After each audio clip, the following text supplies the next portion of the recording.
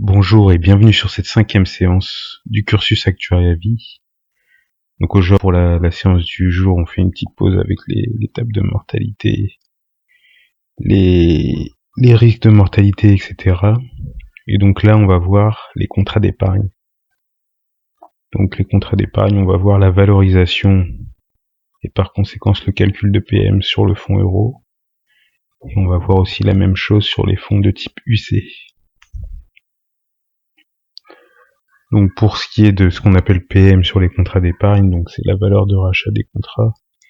Donc c'est la valeur, en fait c'est l'argent placé par le client sur le contrat. Donc c'est cet argent dont il peut disposer à tout moment.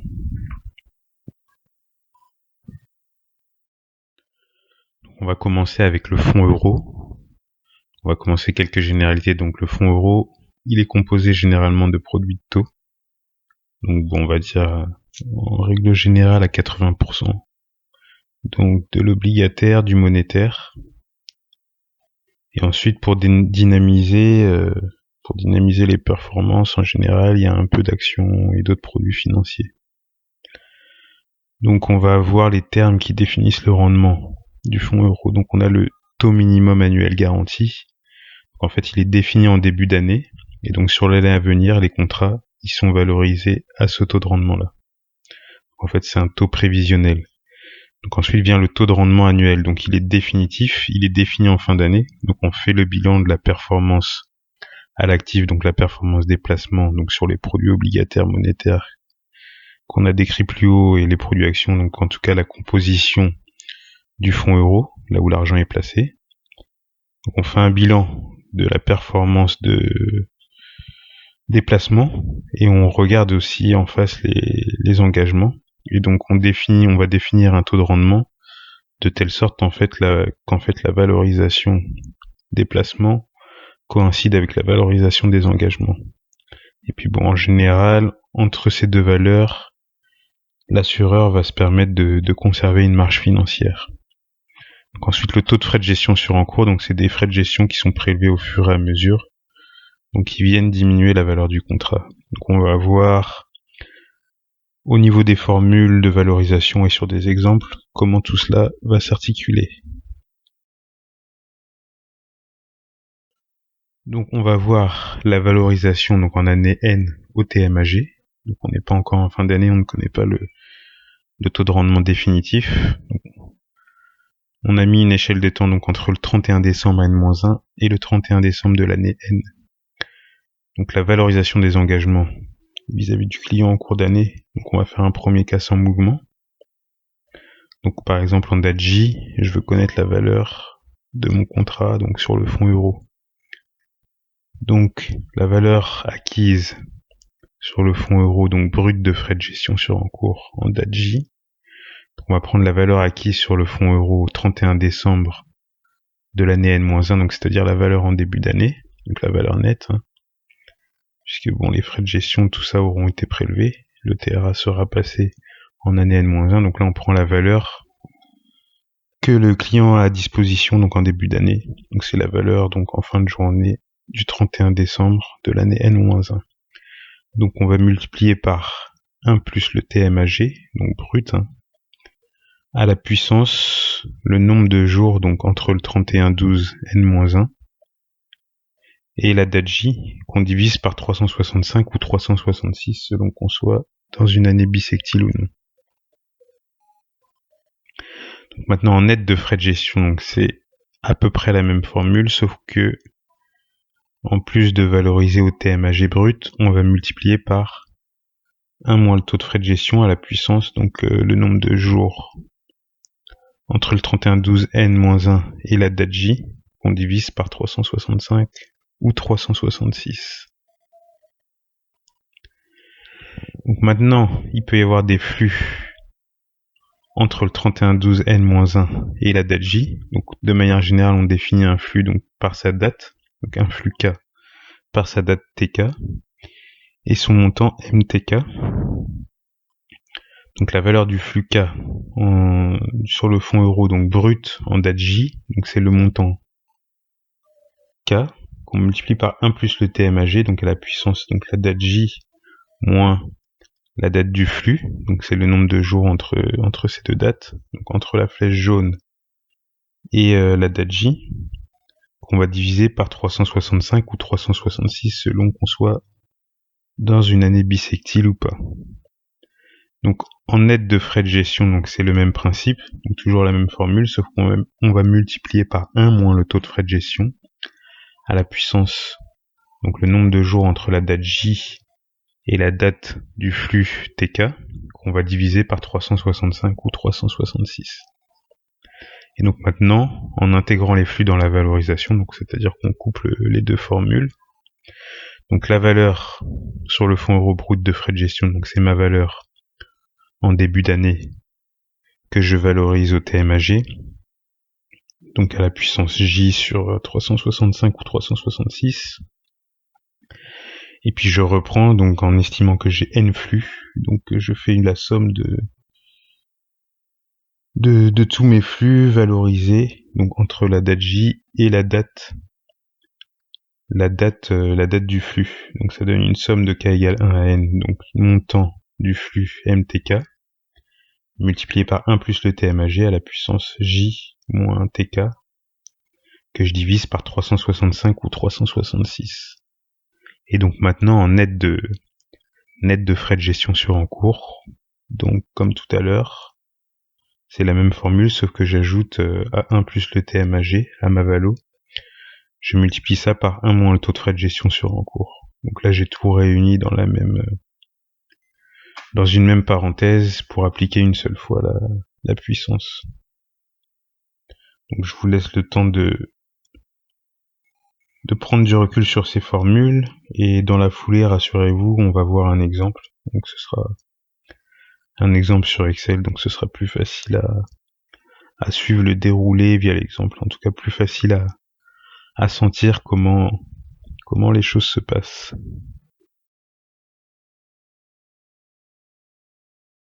Donc voilà, je prends mon exemple. Donc un contrat investi à 100% sur le fonds euro, donc d'une valeur de 1000 euros à fin 2018, donc à début 2019, donc au 31/12/2018.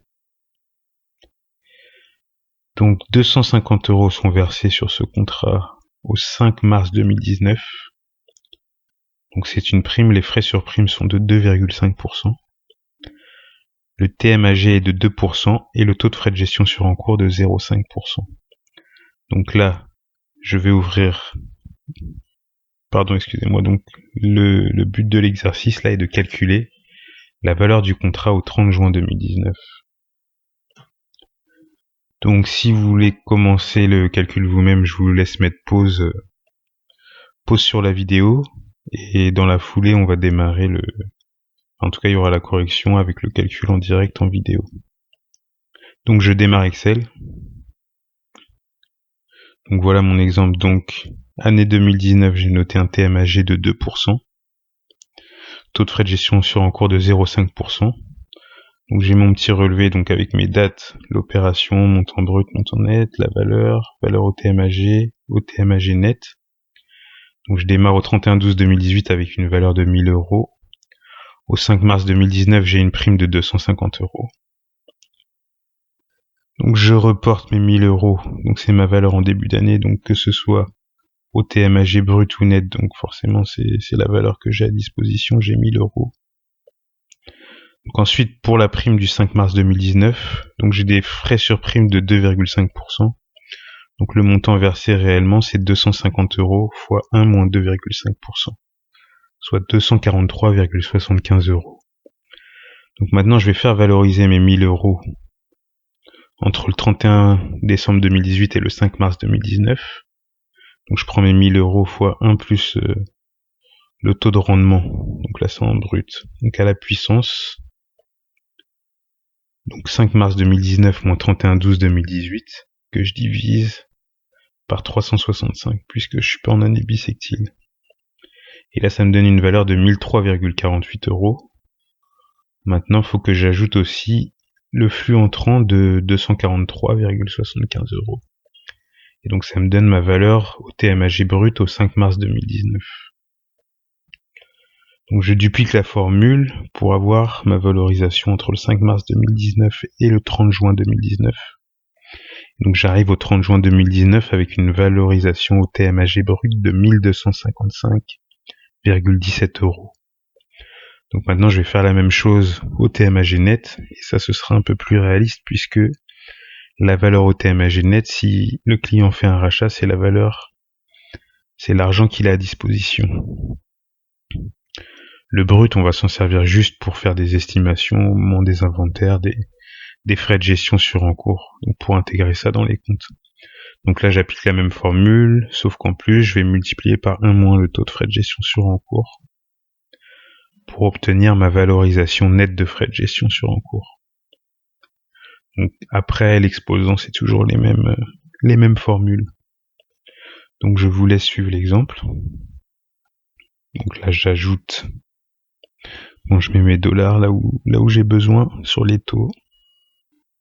Et puis je vais ajouter aussi, voilà, j'ai oublié d'ajouter le flux net de 243,75 €. Voilà.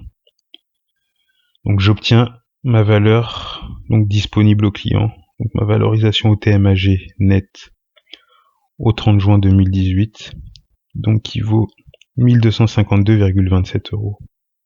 Donc là j'ai fait une méthode plus intuitive, c'est une méthode que je préfère.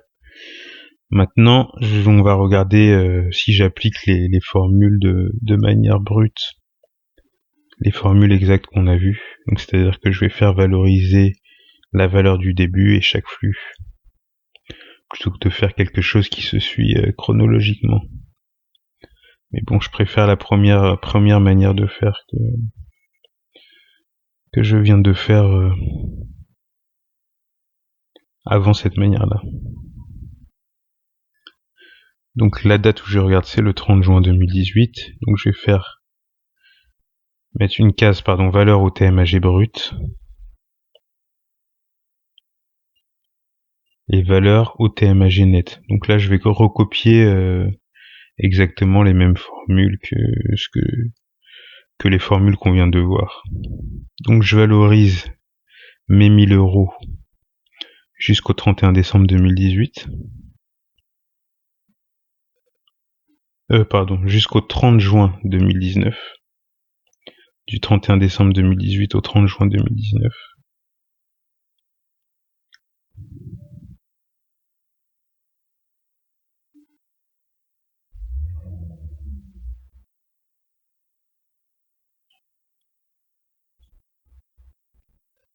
Ah pardon, j'ai mis 30 juin 2018 et non 2019. Voilà.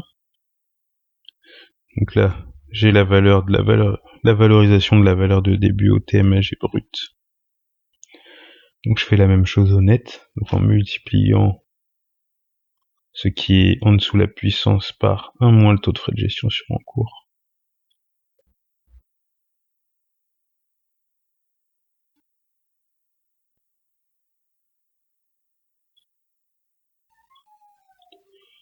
Voilà. Donc je vais faire la même chose sur le flux du 5 mars 2019.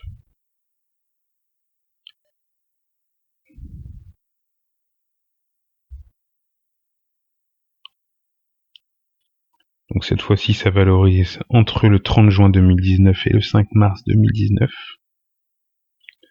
Et donc si je vérifie bien, pour avoir ma valeur acquise au TMAG net, je vais sommer donc la valeur au TMAG net des 1000 € de début et la valorisation de ma prime du 5 mars 2019.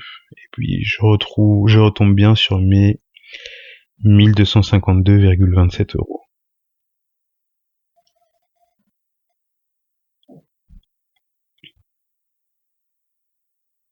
Voilà. Donc ça revient au même, hein, peu importe la méthode que vous utiliserez. Maintenant, le passage du TRA en fin d'année. Donc rien de particulier à dire, si ce n'est que, en fait, on va reprendre de manière rétroactive toute la valorisation de l'année, sauf qu'on va remplacer le TMAG par le TRA. Donc l'écart de la valorisation entre la valeur qu'on a déjà actée au TMAG et la valeur corrigée au TRA, c'est ce qu'on appellera la participation au bénéfice supplémentaire. Donc souvent on utilise le terme de PB sup. Donc je reprends les formules. Donc la valeur finale euro brut, donc au 31/12 de l'année n, ce sera la valeur au 31/12 n-1, donc fois 1 plus le TRA à la puissance 1, plus la somme donc de chaque flux. Donc on va valoriser entre le 31/12 de l'année n et la date du flux. Et donc on applique la même formule, net de frais de gestion sur encours.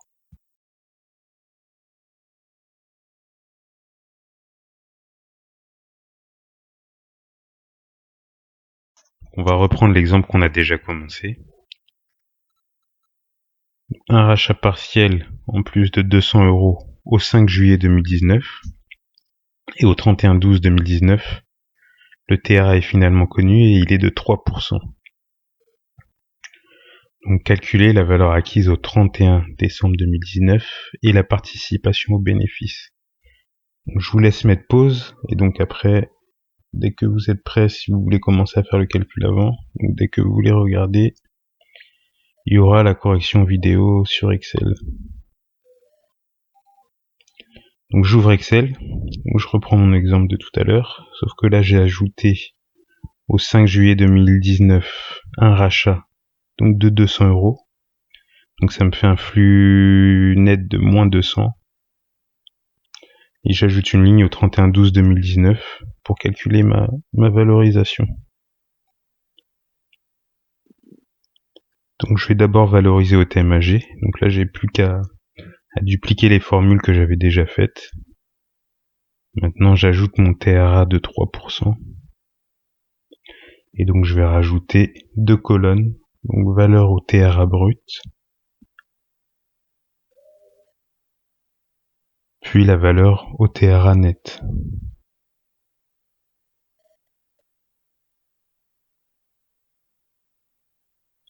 Donc je reprends exactement les mêmes formules de valorisation que j'ai déjà faites pour le TMAG, sauf que là, je vais utiliser le TRA et non plus le TMAG.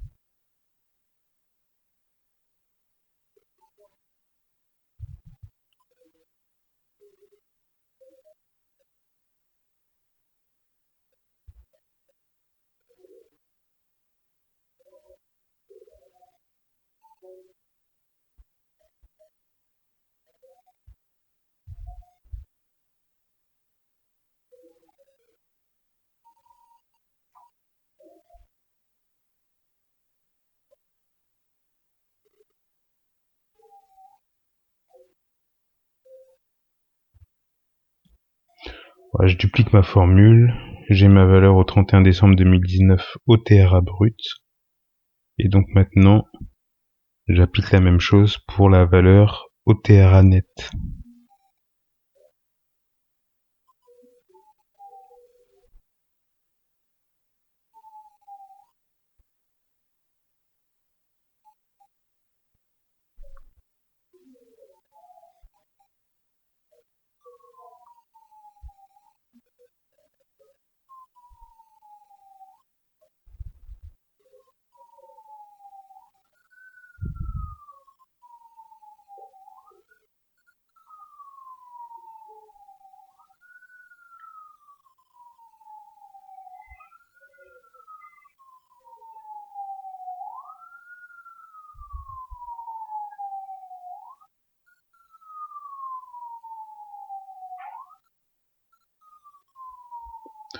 J'ai oublié d'ajouter les flux.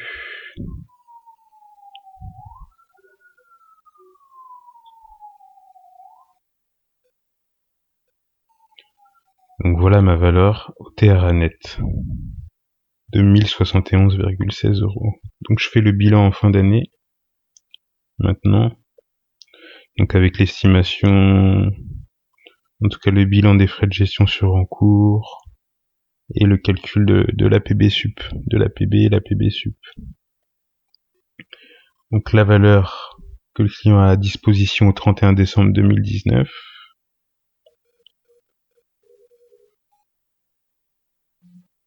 Donc l'APB, donc là ce sera la valorisation, en tout cas les intérêts du TMAG.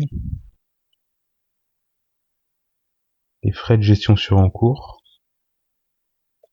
Ensuite, on va mettre la PB sup, donc c'est le surplus d'intérêt lié au fait que le TRA est supérieur au TMAG. Enfin, les frais de gestion sup, donc vu que on acquiert un peu plus de rendement avec le TRA, ça a aussi un effet sur les frais de gestion. Donc la valeur au 31/12/2019, les 1071,16 € qu'on a calculé en valorisant au TRA net. Donc l'APB, je reprends mes intérêts au TMAG, donc je prends la valeur de fin au TMAG brut, moins la valeur de début, moins la somme de tous les flux de l'année.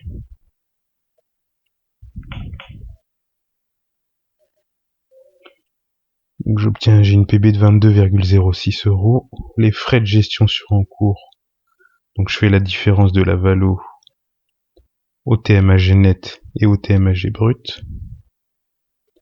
Donc ça me fait quelque chose comme 5,63 € de frais de gestion sur encours, donc en négatif, puisque ça vient diminuer la valeur disponible au client. La PB sub, donc la différence entre la valeur au TRA brut et la valeur au TMAG brut.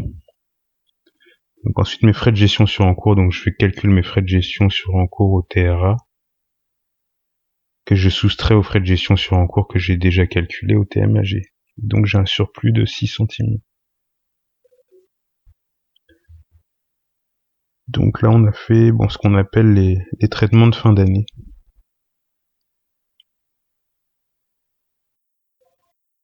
Et donc on a bien valorisé notre contrat au TRA.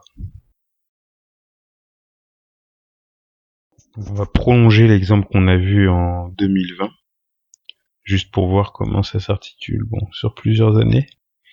Donc le TMAG pour 2020 est de 2,10%. Donc voilà, dans la continuité de l'exemple, le client ne fait pas d'opération en 2020 et on demande de calculer l'APM au 30 juin 2020. Donc je vous laisse mettre pause et puis après il y aura encore une fois l'exercice traité en direct sur Excel dans la suite de la vidéo. Donc j'ouvre Excel. Donc je reprends mon exemple.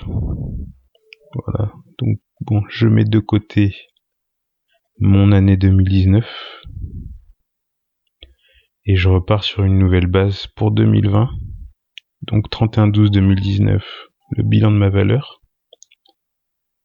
Donc il a 1071,16 €. Donc ma valeur au TMAG de 2020 au 31/12/2019, c'est 1071,16 € et idem au TMAG brut et net. Donc j'ajoute mes taux de rendement de 2020 pour faire mes calculs. Donc 2,10% pour le TMAG. Le taux de frais de gestion sur encours est défini au niveau du contrat et pas de changement à noter à ce niveau. Donc j'ajoute ma date du 30 juin 2020, puis je vais valoriser tout simplement mes 1071,16 €. Donc à 2,10% entre le 31 décembre 2019 et le 30 juin 2020.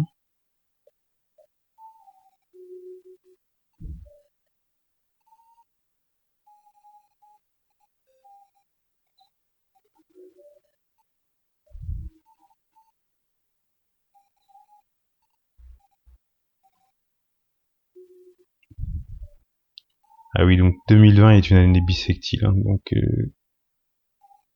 pour la durée, pour l'exposant, je dois diviser par 366 et non 365. Ouais, puis c'est le 36/2020 moins le 31/12/2019. Donc là, j'ai ma valorisation au TMAG brut au 30 juin 2020. Et donc maintenant, je fais ma valorisation au TMAG net,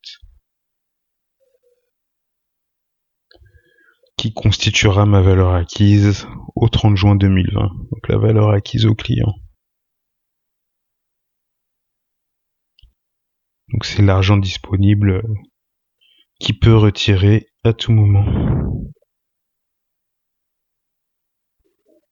Donc là, j'ajoute le 1 moins le taux de frais de gestion sur encours.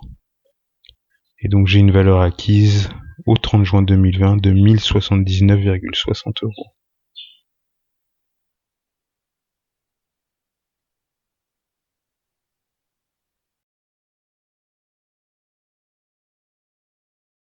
Donc maintenant, on va voir les unités de compte.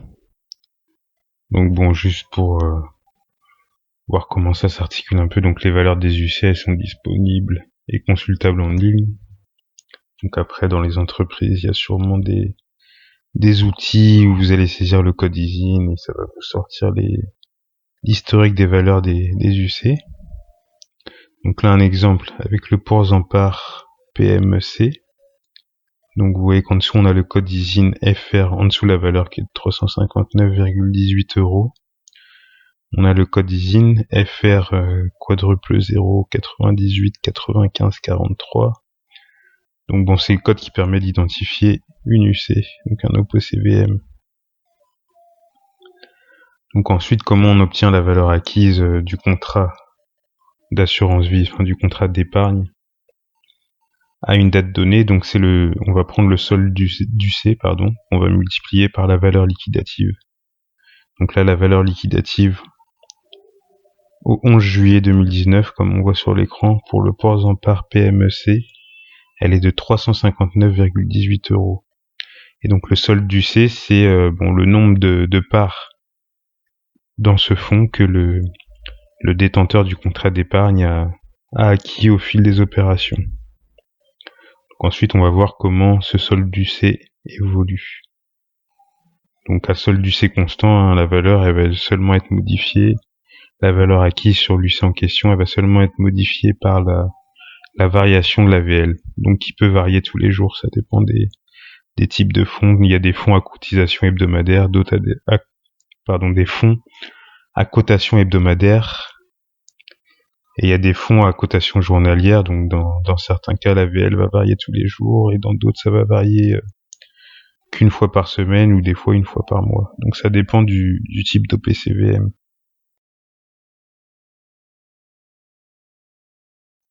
Donc l'évolution du solde du C, donc on va voir déjà le calcul des frais de gestion sur encours, donc qui pourra se faire au jour le jour.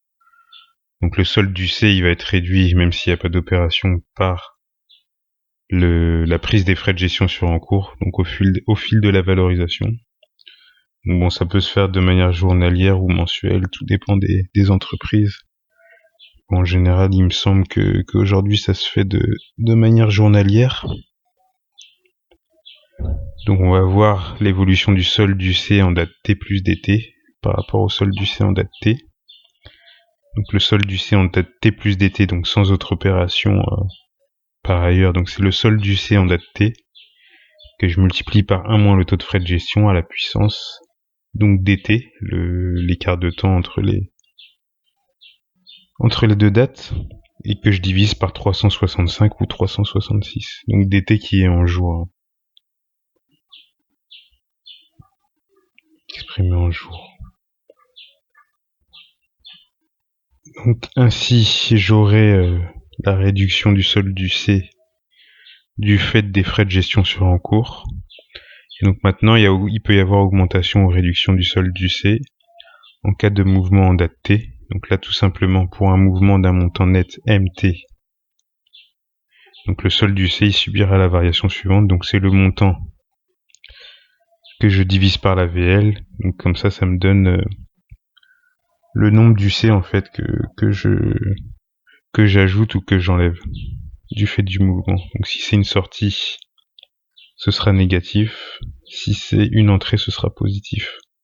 Donc là, les sorties et les entrées, les entrées, donc ça vous verrez en pratique, mais quand vous pratiquerez au sein de votre compagnie. Mais les entrées, donc ça peut être lié aux primes, donc sur les contrats multisupports, ça peut être lié aux primes, ou ce qu'on appelle des arbitrages entrants, donc c'est-à-dire un transfert de fonds, par exemple du fonds euro vers une UC, ou d'une autre UC vers une autre UC. Donc il y a une UC qui reçoit des fonds et une autre qui sort des fonds. Donc il peut y avoir comme ça des arbitrages entrants ou sortants, quand on regarde au niveau d'une seule unité de compte, ou du fonds euro. Et ensuite les sorties, bon bien entendu, ça peut être lié au rachat. Donc le rachat, quand le client décide de reprendre toute son épargne ou une partie seulement de son épargne.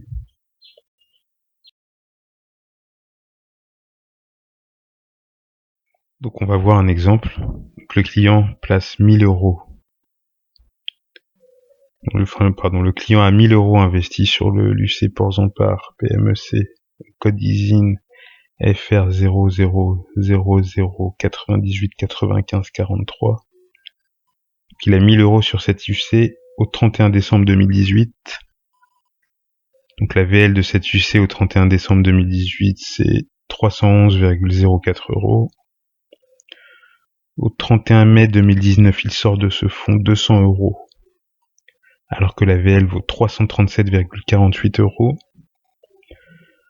Au 11 juillet 2019, la VL est de 359,18 euros. Donc l'exercice sera de calculer la valeur acquise, donc disponible au client sur cette UC, au 11 juillet 2019. Donc là, je vous laisse, si vous voulez faire d'abord le calcul de votre côté, je vous laisse mettre pause. Et ensuite, vous verrez qu'il y a le calcul en live sur Excel que vous pourrez suivre. Donc j'ouvre Excel. Voilà mon exemple. Donc mon Porzampar PMEC, mon code d'ISIN, le taux de frais de gestion sur encours de 0,60%. Mon relevé, donc au 31 décembre 2018, j'ai 1000 euros à 311,04 euros, donc ça me fait un solde du C de 3,215026. Donc j'ai un mouvement sortant au 31 mai 2019 de 200 euros. Et j'ai noté ma VL à 337,48.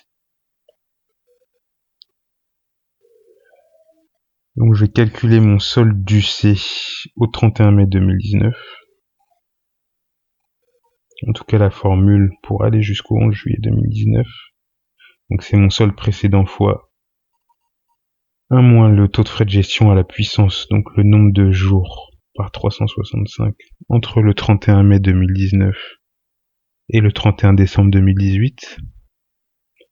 Donc là je fais évoluer mon solde du C, donc qui est réduit à cause des frais de gestion sur encours. Donc là, ce que j'ai oublié de faire, c'est d'ajouter la variation du solde du C lié au mouvement sortant de 200 euros. Donc en général, on appelle ça le nombre du C. Donc c'est moins 200 que je vais diviser par ma VL au 31 mai 2019. Et donc j'ai une sortie de 0,592628 UC. Et donc je réduis mon solde, qui a déjà été réduit des frais de gestion sur encours, de cette sortie du C. Et donc j'ai un solde au 31 mai 2019 de 2,6143 et des brouettes. Donc quand je multiplie par la VL, ça me donne la valeur acquise sur cette UC au 31 mai 2019. Donc maintenant, au 11 juillet 2019, donc je reprends ma valeur liquidative, donc qui est de 359,18 euros.